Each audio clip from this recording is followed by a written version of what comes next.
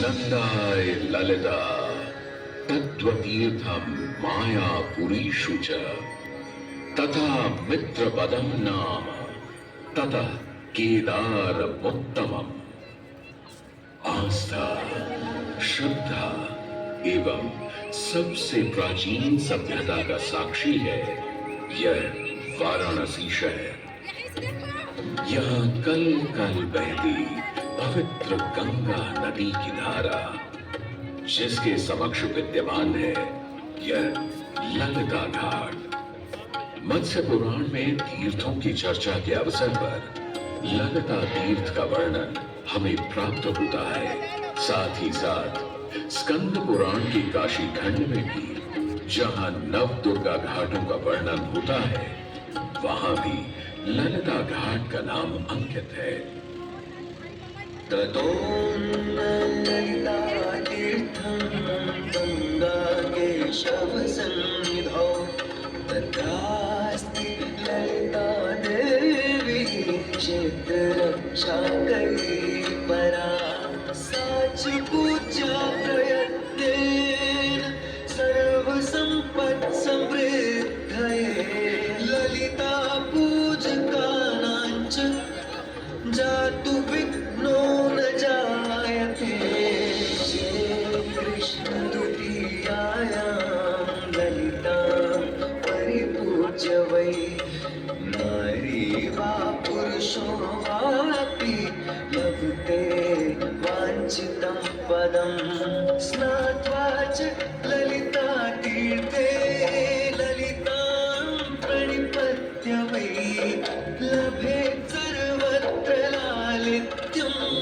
यद्वा तद्वानुलभ्य च लभेत् सर्वत्र लालित्यं। यद्वा तद्वानुलभ्य च। गंगा नदी के तट पर स्थित है ललिता तीर्थ, जहां क्षेत्र रक्षा करने वाली दुर्गा रूपी ललिता गौरी का निवास है, जिनकी सभी श्रद्धालु सर्व प्रकार संपत्ति लाभार्थ पूजा अर्चना करते हैं। इस घाट की सबसे विशेष बात यह है कि यहाँ शिव के साथ शक्ति के दर्शन भी श्रद्धालुओं को मिलते हैं। घाट के ऊपर गली में मां दुर्गा को समर्पित देवी ललिता का मंदिर विद्यमान है। साथ ही साथ यहाँ काष्ठ एवं ईंट से बना राज राजेश्वर मंदिर भी स्थापित है। भगवान शिव को समर्पित काशी में यह मंदिर नेपाल के पशुपति मंदिर का प्रतीक रूप है। वर्तमान में सुशोभित यह ललिता घाट पूर्व में 3 भागों में विभक्त था। दक्षिण दिशा की ओर से चले तो नेपाली घाट, ललिता घाट एवं राज राजेश्वरी घाट।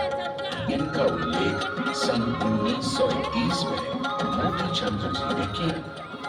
जहां नेपाली घाट एवं ललिता घाट के पक्के निर्माण का श्रेय नेपाल के महाराजा बहादुर शाह को जाता है, तो वहीं राज राजेश्वरी घाट के निर्माण का श्रेय सिद्धगिरी जी को जाता है। कालांतर में नेपाली एवं राज राजेश्वरी घाट ललिता घाट में ही समाहित हो गए। ऐसी मान्यता है कि अश्विन मास की कृष्णा तृतीया के दिन ललिता तीर्थ में स्नान कर देवी के दर्शन करने से श्रद्धालुओं की सभी मनोकामनाएं पूर्ण होती हैं।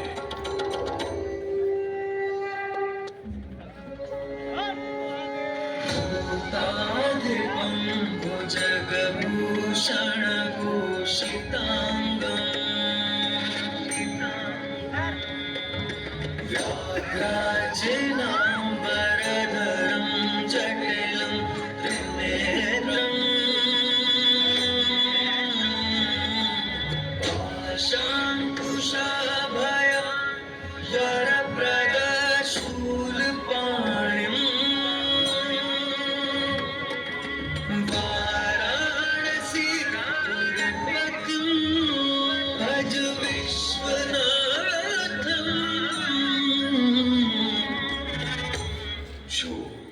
सभी जीवों के स्वामी हैं, जो सर्वोक्षण के रूप में धारण करते हैं, जो बाघ की खाल को सुशोभित करते हैं। सूर्य, चंद्रमा और अग्नि उनके 3 नेत्र हैं तथा वो जटाधारी हैं। पाश, अंकुश और त्रिशूलधारी हैं।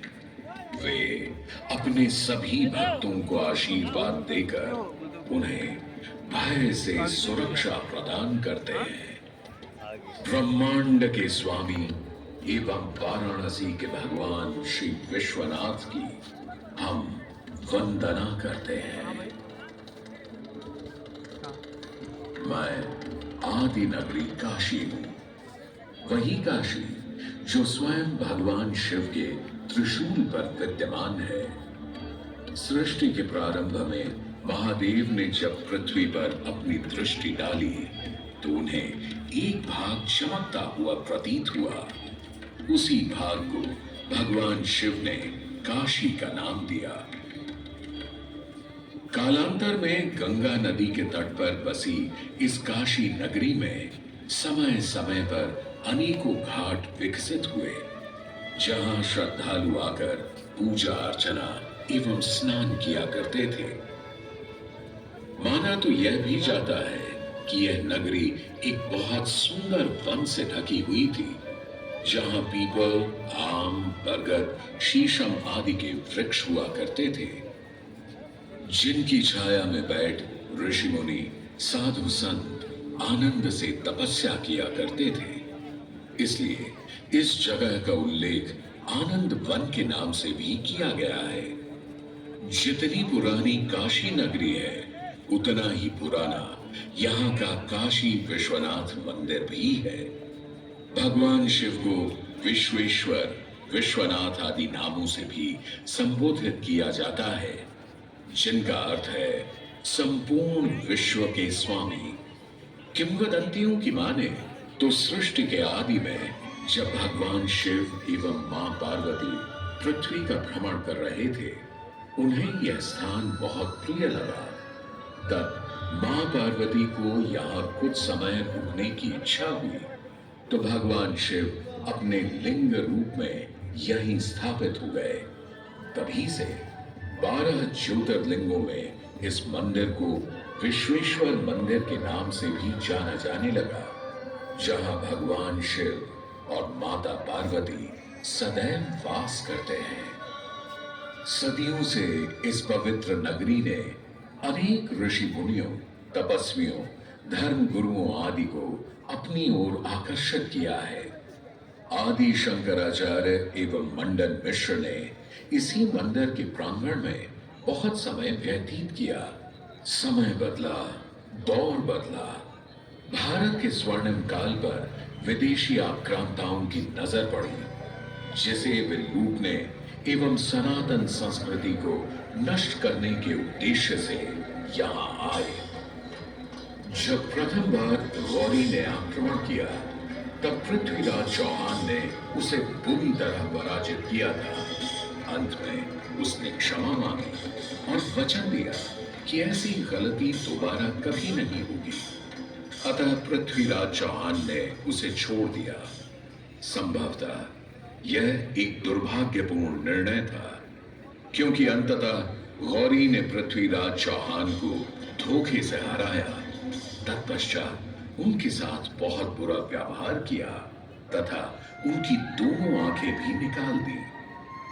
पृथ्वीराज की मृत्यु के उपरांत हिंदुओं का मनोबल कमजोर पड़ गया, जिसके परिणाम स्वरूप आतताइयों ने अन्य मंदिरों के साथ साथ विश्वनाथ मंदिर को भी क्षति पहुंचाई।